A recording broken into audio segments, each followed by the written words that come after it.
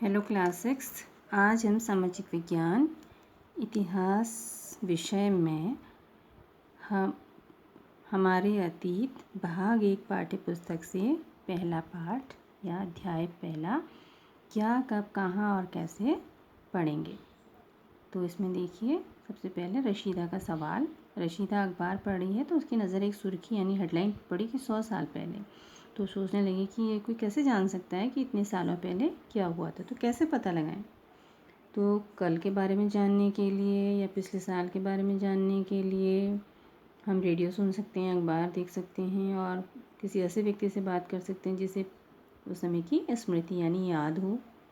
लेकिन बहुत पहले क्या हुआ ये कैसे जाना जा सकता है। तो अतीत के बारे में हम क्या जान सकते हैं। अतीत यानी कि जो बीत चुका है, अतीत के बारे में बहुत कुछ जाना जा सकता है, जैसे खाने के बारे में, कपड़ा, घर और कई सारे जो व्यवसाय करते थे, आर्किटेक्ट, पशुपालक, कृषक, शासक, व्यापारी, पुरोहित, शिल्पकार, कलाकार, इनके जीवन के बारे में हम काफ़ी ज्ञान हासिल कर सकते हैं। और हम ये भी पता कर सकते हैं कि उस समय बच्चे कौन से खेल खेलते थे, कौन सी कहानियाँ सुना करते थे, कौन से नाटक देखते थे और फिर कौन से गीत गाते थे।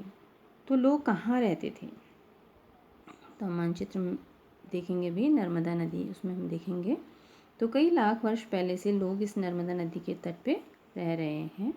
यहाँ रहने वाले आरंभिक लोगों में से कुछ कुशल संग्राहक थे, यानी कि जो भी चीज़ें वो ढूंढ के लाते थे जंगल से, उसको वो अच्छी तरह से इकट्ठा करके रखते थे। जड़, फल और जंगल के जितने भी उत्पाद थे उनको इकट्ठा करके रखते थे। जानवरों का आखेट शिकार करते थे। तो ये उस समय का मानचित्र है। इसमें हम देखेंगे नर्मदा नदी। नर्मदा नदी जो है वो मध्य प्रदेश में है।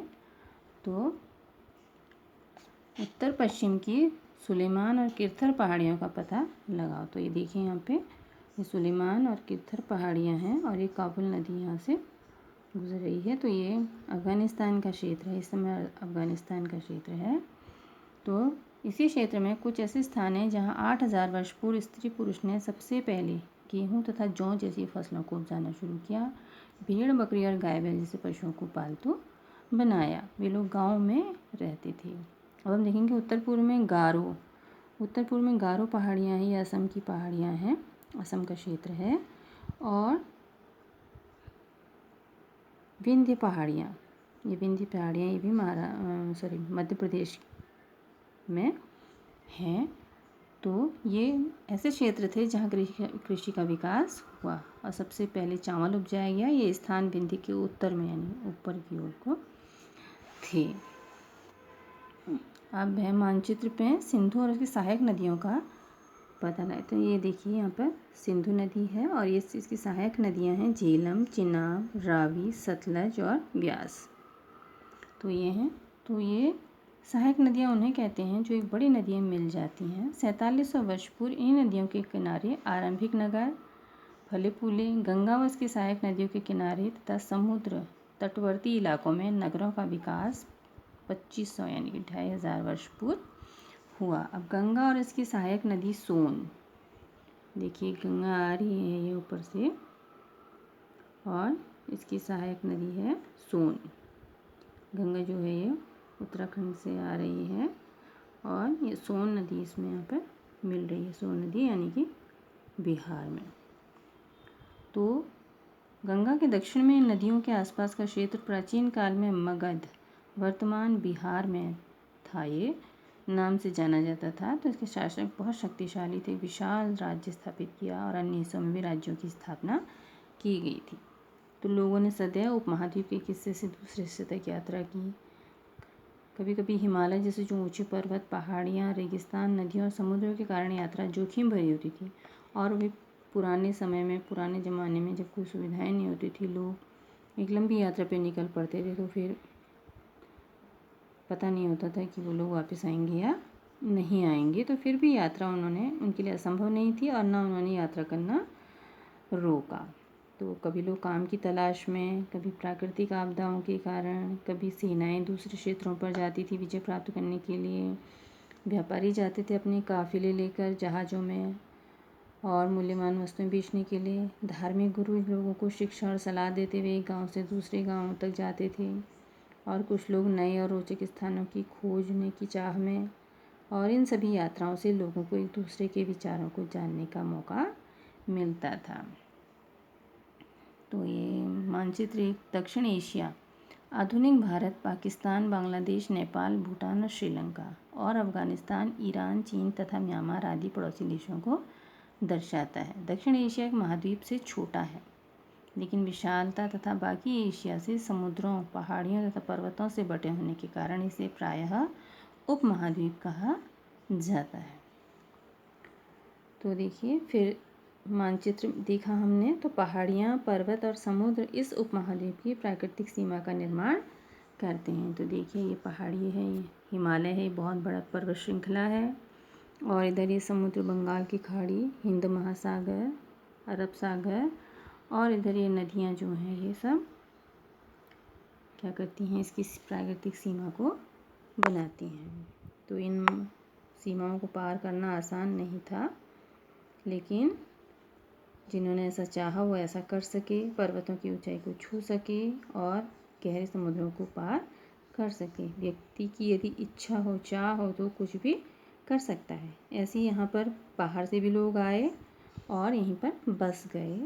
तो लोगों के इस आवागमन ने हमारी सांस्कृतिक परंपराओं को समृद्ध किया। तो कई सौ वर्षों से लोग पत्थर को तराशने, संगीत रचने और भोजन बनाने के नए तरीकों के बारे में एक दूसरे की विधियों को, विचारों को अपनाते रहे हैं। अब देखिए, देश का नाम। तो हाँ, अपने देश के लिए तो हम इंडिया, भारत, हिंदुस्तान जैसे नामों का प्रयोग करते हैं। तो इंडिया शब्द जो है वो इंडस से निकला है, जिसे संस्कृत में सिंधु कहा जाता है। तो अपने एटलस में देखिए, ईरान और यूनान कहाँ है। तो लगभग 2500 वर्ष पूर्व उत्तर पश्चिम की ओर से आने वाले ईरानियों और यूनानियों ने सिंधु को हिंदोस अथवा इंदोस और इस नदी के पूर्व में स्थित भूमि प्रदेश को इंडिया कहा। कुछ उनकी भाषा की भिन्नता के कारण भाषा अलग थी, तो वो लोग इस तरह से सिंधु और वो नहीं कह पाए, तो उन्होंने अपना एक अलग ही नाम दे दिया। भारत नाम का प्रयोग उत्तर पश्चिम में रहने वाले लोगों के एक समूह के लिए किया जाता था। इस समूह का उल्लेख संस्कृत की आरंभिक लगभग 3500 वर्ष पुरानी कृति ऋग्वेद, 4 वेदों में से एक है ऋग्वेद, उसमें मिलता है, और बाद में इसका प्रयोग देश के लिए होने लगा। तो ये भी कहा जाता है कि भरत जो थे वो शकुंतला और दुष्यंत के पुत्र थे, और उन्हीं के नाम पर हमारे देश का नाम भारत पड़ा था। बहुत वीर थे। अब देखिए, अतीत के बारे में कैसे जानें। अतीत की जानकारी हम कई तरह से प्राप्त कर सकते हैं। एक तरीका है अतीत में लिखी गई पुस्तकों को ढूंढना और पढ़ना। यह हाथ से लिखी होने के कारण इनको पांडुलिपि कहा जाता था। ये पांडुलिपियाँ प्रायः ताड़पत्रों अथवा हिमालय क्षेत्र में उगने वाले भूर्ज नामक पेड़ की छाल से विशेष तरीके से तैयार भोजपत्र पर लिखी मिलती हैं। तो ये ऐसे है ये। तो ऐसे देखिए, ताड़पत्रों से बनी पांडुलिपि का एक पृष्ठ। यह पांडुलिपि 1000 वर्ष पहले लिखी गई थी। किताब बनाने के लिए ताड़ के पत्तों को काटकर उनके अलग अलग हिस्सों को एक साथ बांध दिया जाता है। तो भूर्ज पेड़ की छाल से बनी ऐसी ही एक पांडुलिपि को तुम यहाँ पर देख पा रहे हो। इतने वर्षों में कई पांडुलिपियों को कीड़ों ने खा लिया तथा कुछ नष्ट कर दी गई। फिर भी ऐसी कई पांडुलिपियाँ आज हमें मंदिरों और विहारों से प्राप्त होती हैं। इन पुस्तकों में धार्मिक मान्यताओं, व्यवहार, राजाओं के जीवन, औषधियों, विज्ञान, सभी प्रकार के विषयों के बारे में लिखा हुआ मिलता है। इसके अतिरिक्त महाकाव्य, कविताएं और नाटक हैं। कई संस्कृत में लिखे हुए हैं, जबकि अन्य प्राकृत और तमिल में है। प्राकृत यानी जन सामान्य की जो भाषा होती थी, प्राकृत का प्रयोग आम लोग करते थे। तो हम अभिलेखों का भी अध्ययन कर सकते हैं। ऐसे लेख पत्थर अथवा धातु जैसी कठोर सतहों पर उत्कीर्ण किए गए मिलते हैं। उत्कीर्ण यानी खोदे गए। कभी कभी शासक अथवा अन्य लोग अपने आदेशों को इस तरह उत्कीर्ण करवाते थे ताकि लोग उन्हें देख सकें, पढ़ सकें और उनका पालन कर सकें। कुछ अन्य प्रकार के अभिलेख भी मिलते हैं जिनमें राजाओं, रानियों सहित अन्य स्त्री पुरुषों ने भी अपने कार्यों के विवरण उत्कीर्ण करवाए। तो प्रायः जो शासक होते थे वो लड़ाइयों में अर्जित विजयों का लेखा जोखा रखते थे कि वो। तो ये देखिए, यह अभिलेख है एक, ये 2250 वर्ष पुराना है और वर्तमान अफगानिस्तान के कंधार से प्राप्त हुआ है। तो अशोक नामक शासक के आदेश पर उत्कीर्ण करवाया गया। तो अशोक महान जो हम कहते हैं उन्होंने ही करवाया होगा। तो इस अभिलेख में प्रयुक्त होने वाली यूनानी तथा अरामेइक 2 भिन्न लिपियों तथा भाषाओं में है। तो कठोर सतह पर लेख लिखवाने के क्या लाभ थे कि ये आसानी से नहीं मिटता था, लेकिन इसको लिखने के लिए छेनी, हथौड़ी और लगातार परिश्रम की आवश्यकता होती थी। तो कई वस्तुएं अतीत में बनी प्रयोग में लाई गई। ऐसी वस्तुओं का अध्ययन करने वाले, अतीत की जो वस्तुएं होती हैं उनका अध्ययन करने वाला व्यक्ति पुरातत्वविद कहलाता है। पुरातत्वविद पत्थर और ईंट से बनी इमारतों के अवशेष, चित्रों और मूर्तियों का अध्ययन करते हैं। ये औजारों, हथियारों, बर्तनों, आभूषणों तथा सिक्कों की प्राप्ति के लिए छानबीन तथा खुदाई भी करते हैं। इनमें से कुछ वस्तुएं पत्थर, पकी मिट्टी और कुछ धातु की बनी हो सकती हैं। ऐसे तत्व कठोर और जल्दी नष्ट न होने वाले होते हैं। पुरातत्वविद जानवरों, चिड़ियों और मछलियों की हड्डियां भी ढूंढते हैं और इससे इन्हें जानने में मदद मिलती है कि अतीत में लोग क्या खाते थे। वनस्पतियों के अवशेष जो बचे हुए हिस्से होते हैं बहुत मुश्किल से बचते हैं। यदि अन्न के दाने अथवा लकड़ी के टुकड़े जल जाते हैं तो जले हुए रूप में बचे रहते हैं। क्या पुरातत्वविदों को बहुधा कपड़ों के अवशेष मिलते होंगे? बहुत ही कम। पांडुलिपियों, अभिलेखों, पुरातत्व से प्राप्त जानकारियों के लिए इतिहासकार प्रायः स्रोत यानी जैसे पानी का स्रोत हो, जहाँ से पानी निकलता है, तो वैसे जहाँ से उनको इस तरह की चीज़ें मिलती हैं तो उसको स्रोत बोलते हैं। इतिहासकार उन्हें कहते हैं जो अतीत का अध्ययन करते हैं। स्रोत के प्राप्त होते अतीत के बारे में पढ़ना बहुत रोचक हो जाता है, क्योंकि इन स्रोतों की सहायता से हम धीरे धीरे अतीत का पुनर्निर्माण करते जाते हैं। अतः इतिहासकार और पुरातत्वविद उन जासूसों की तरह हैं जो इन सभी स्रोतों का प्रयोग सुराग के रूप में अतीत को जानने का प्रयास करते हैं। अतीत एक या अनेक। तो यहाँ पर अतीत शब्द का प्रयोग जो है बहुवचन के रूप में किया गया, हमारे अतीत करके ना। ऐसा इस तथ्य की ओर याद दिलाने के लिए किया गया कि अलग अलग समूह के लोगों के लिए इस अतीत के अलग अलग मायने थे, मतलब थे, अर्थ थे। पशुपालकों, कृषकों का जीवन राजाओं और रानियों के जीवन से तथा व्यापारियों का जीवन शिल्पकारों के जीवन से बहुत भिन्न था। उस समय भी देश के अलग अलग हिस्सों में लोग अलग अलग व्यवहारों और रीति रिवाजों का पालन करते थे। उदाहरण के लिए आज अंडमान द्वीप के अधिकांश लोग अपना भोजन मछलियाँ पकड़कर, शिकार करके और फल फूल के संग्रह द्वारा प्राप्त करते हैं, जो वहाँ के मूल निवासी हैं वो लोग। इसके विपरीत शहरों में रहने वाले लोग खाद्य आपूर्ति के लिए अन्य व्यक्तियों पर निर्भर रहते हैं। तो इस तरह के भेद अतीत में भी थे। इसके अतिरिक्त एक अन्य तरह का भेद है, उस समय शासक जो थे अपनी विजयों का लेखा जोखा रखते थे। इसी वजह से हमें उनके द्वारा लड़ी लड़ाइयों के बारे में बहुत कुछ पता है, जबकि शिकारी, मछुआरे, संग्राहक, कृषक, पशुपालक ये लोग नहीं रखते थे। पुरातत्व की सहायता से हमें उनके जीवन को जानने में मदद मिलती है। अब है तिथियों का मतलब। तिथि, दिनांक, डेट आप सभी जानते हैं। तो आज कोई तुमसे पूछे तो इस तरह का कोई और वर्ष बताओगी, तिथि पूछे तो ना। वर्ष की ये गणना ईसाई धर्म प्रवर्तक ईसा मसीह के जन्म की तिथि से की जाती है। अतः 2000 वर्ष कहने का तात्पर्य ईसा मसीह के जन्म के 2000 वर्ष के बाद से है। ईसा मसीह के जन्म के पूर्व की सभी तिथियाँ ईसा से पहले के रूप में जानी जाती हैं। इस पुस्तक में हम 2000 को अपना आरंभिक बिंदु मानते हुए वर्तमान से पूर्व की तिथियों को देखेंगे। इतिहास और तिथियाँ। अंग्रेजी में BC, हिंदी में ईसा पूर्व का तात्पर्य बिफोर क्राइस्ट से होता है। B for before, C for Christ. यदि कभी कभी तुम तिथियों के पहले AD, हिंदी में ईस्वी लिखा पाते हो तो यह एनो डोमिनी नामक 2 लैटिन शब्दों से बना है और इसका तात्पर्य ईसा मसीह के जन्म के वर्ष से है। कभी कभी AD की जगह CE और BC की जगह BCE का प्रयोग होता है। CE अक्षरों का प्रयोग कॉमन एरा तथा BCE का बिफोर कॉमन एरा के लिए होता है। हम इन शब्दों का प्रयोग इसलिए करते हैं क्योंकि विश्व के अधिकांश देशों में अब इस कैलेंडर का प्रयोग सामान्य हो गया है। भारत में तिथियों के इस रूप का प्रयोग लगभग 200 वर्ष पूर्व आरंभ हुआ था। कभी कभी अंग्रेजी के BP अक्षरों का प्रयोग होता है, जिसका तात्पर्य बिफोर प्रेजेंट से है, वर्तमान से पहले। तो 2 तिथियां हैं, उनका पता लगाओ। इसके लिए तुम किस अक्षर समूह का प्रयोग करोगी। फिर देखिए अन्यत्र यानी कि किसी और जगह पर भी, जैसा कि हमने पहले पढ़ा, अभिलेख कठोर सतहों पर उत्कीर्ण करवाए जाते हैं। इनमें से कई अभिलेख कई वर्ष पूर्व लिखे गए थे। सभी अभिलेखों में लिपियों और भाषाओं का प्रयोग हुआ है। लिपि यानी इसको लिखने की जो ढंग होता है, जैसे ये हिंदी लिखी हुई है तो ये लिपि है, भाषा हिंदी है और इसकी लिपि जो है वो देवनागरी है जिस उसमें लिखा गया है इसको। समय के साथ साथ अभिलेखों में इसमें प्रयुक्त भाषा और लिपियों में बहुत बदलाव आ चुका है। विद्वान यह कैसे जान पाते हैं क्या लिखा था, इसका पता अज्ञात लिपि का अर्थ निकालने की प्रक्रिया द्वारा लगाया जा सकता है। तो अज्ञात लिपि को जानने की एक प्रसिद्ध कहानी उत्तरी अफ्रीकी देश मिस्र से मिलती है।